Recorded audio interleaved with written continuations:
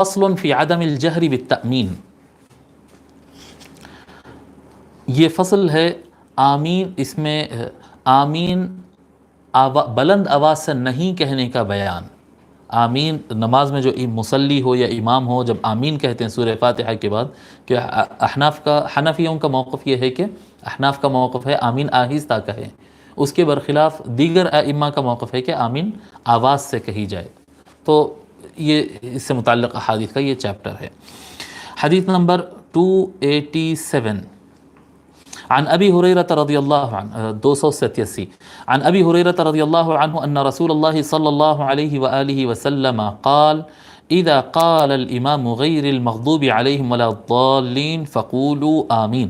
حضرت ابو ہریرہ رضی اللہ تعالیٰ عنہ روایت فرماتے ہیں کہ رسول اللہ صلی اللہ علیہ وآلہ وسلم نے ارشاد فرمایا، جب امام غیر المغضوب علیہم ولا الضالین کہے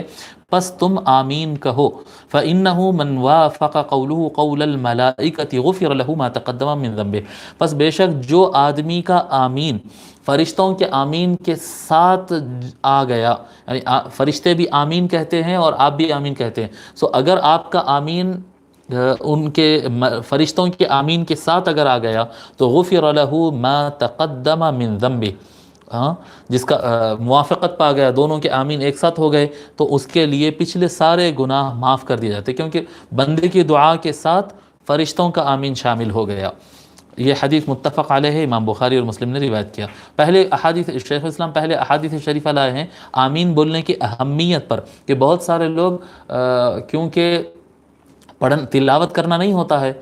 یا پھر آمین آواز سے کہنا نہیں ہوتا ہے، تو کئی لوگ جو ہے کچھ یہ وہ سوچنے میں لگ جاتے ہیں اور آمین بولتے ہی نہیں۔ اور اکثر ان حضرات کو دیکھا گیا جو نماز لوگوں کو دیکھ کر سیکھتے ہیں، جن کے والدین یا اساتذہ ان کو سکھائے نہیں پراپر، باضابطہ ان کی نماز کی ٹیچنگ نہیں ہوئی ان کو، بلکہ صرف وہ دیکھ کے نماز پڑھنا سیکھ گئے ہیں، تو کیونکہ وہ لوگ کو تو سنائی نہیں دیتا